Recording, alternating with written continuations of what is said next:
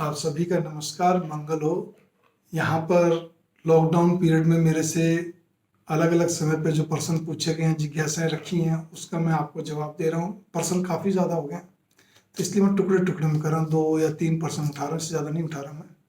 इस पर बोलना चाहूँगा क्योंकि वीडियो के माध्यम से उनको तो जवाब मिलेगा मिलेगा, आपको भी सबके लिए लाभदायक रहेगा। यहाँ पर प्रश्न ये है कि पिछले 20 वर्ष का कटु अनुभव यह रहा है कि धर्म के प्रति नौजवानों का विशेष रुझान नहीं है। ऐसा क्यों और इसे हम कैसे ठीक कर सकते हैं? मेरी भावना यहाँ पर ये आती है, ऐसा नहीं है कि नौजवानों को रुझान नहीं है।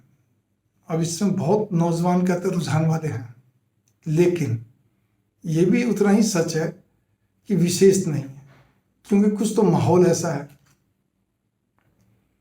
कुछ माहौल ऐसा हो गया है जिसके कारण से उनका रुझान बनते बनते भी आगे पीछे हो जाता है। इसी आसपास का उनका अपना परिवेश या जो भी कुछ है। इसी प्रकार से सबसे बड़ी चीज़ एक और भी आती है, जब वो किसी जगह पर जाते भी हैं, जुड़ते भी किसी जगह से, तो वहाँ पर क्या रहता है कि कहीं ना कहीं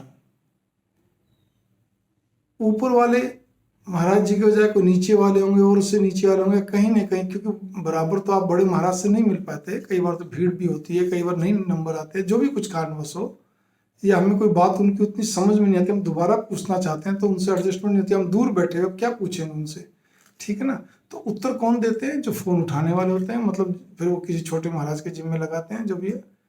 वहाँ पर क्या रहता है कि उन्होंने पूछा कि महाराज जी मैंने ये पाठ करना है, कैसे करें आपको? तो जवाब क्या था? एक तो मेरे पास बिल्कुल सामने कि ये पाठ आपको याद है? पाठ बड़ा पाठ था।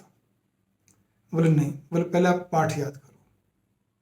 आंखों देखी बातें बता रहा हूँ आपको मैं, ठीक है। वो भी गुड़गांव जॉब करता था, एक लंबा समय लगा उसको, लेकिन मिला। बोले पाठ याद हो गया। अब उसको जो पाठ याद हो गया, उसने कर लिया वो पाठ याद। एक लंबे समय बाद जब मिलना, बोला हाँ जी पाठ तो याद हो गया।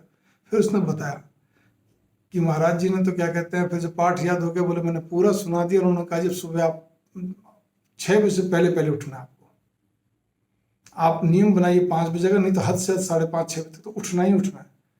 तो उसने कहा अंकल जी मेरे को 10 बजे तो ऑफिस पहुंचना होता है। एमएनसीज कंपनी में काम कर रहा था, और रात को मैं 9 बजे से 8:30 9 बजे से पहले आ ही नहीं पाता किसी भी हालत में। अब मैं इतनी सुबह उठूंगा तो नींद कब पूरी करूंगा? और ऐसा तो नहीं कि घर जाते सब कुछ खाना पीना खाया सो जाते हैं। बात बिल्कुल ठीक थी। मैं यहाँ पे फिर ध्यान दूंगा, छोटे महाराज जी की बात गलत नहीं थी, लेकिन एक जगह थोड़ा सा फर्क पड़ गया कि उन्होंने उस बच्चे की मनोवैज्ञानिक ढंग से उन्होंने इस चीज का आकलन नहीं करा कि ये बच्चा सर्विस पेशे वाला है, इसको बहुत ज्यादा, इसके लिए तो सुबह को उठना भी बहुत कठोर नियम है। तो इस जो 1 घंटा पहले या 1.5 घंटा पहले उठ के नहा धो के फटाफट भाग दौड़ करके भागते हैं जो, वो कैसे उठ पाएंगे? वो आप बोला जी मैं 8 बजे से पहले नहीं उठता हूँ। मैं उसने साफ कहा, बोला जी 8 सवा 8 में इस तरह उठता हूँ, उठते नहाना धोना जो करके अपना भागता हूँ कि मेरे को 10 साढ़े 10 बजे पहुंचना होता है। तो भावना यहाँ पर ये आती, कई बार बच्चे की फिर आस्था इस तरह नौजवानों की टूटती चलती, फिर वो उतने तक सीमित हो जाते हैं। मुझे पाठ याद हो गया, पाठ तो मैं करता हूँ अपने घर में, रात को करता हूँ। बल्कि गाड़ी, एक ने तो मुझे कहा कि जैसे कोई स्तोत्र था, बोले मैं गाड़ी चलाते चलाते करता हूँ मैं।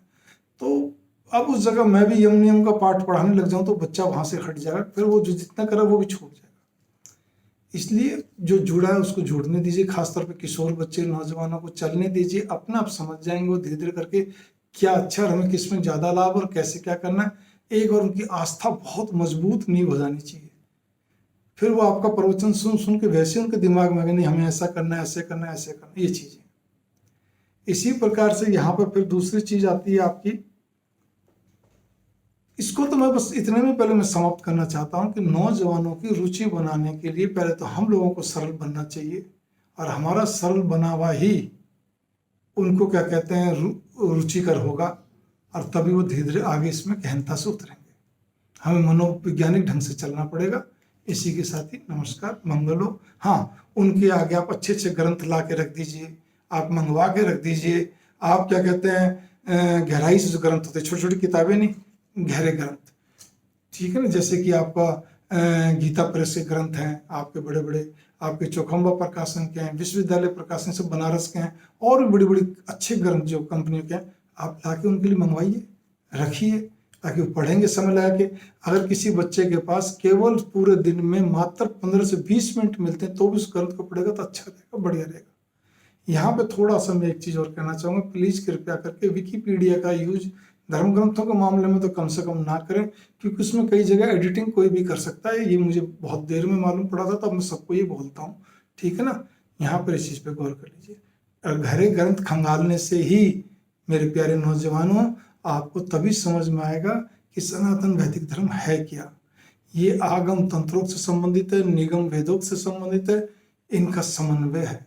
इसको खंगालना पड़ेगा, जहन में अपने पूरे दिमाग में उतारना पड़ेगा, तब जाके आपको ये पूरी तरह समझ में आएगा। उसके बाद अध्यात्म जगत में और गहराई से उतरने के लिए वो मेरे बोलने की जरूरत नहीं, वो आपको अपना भी रास्ते भगवान जी बना देंगे। नमस्कार, मंगल।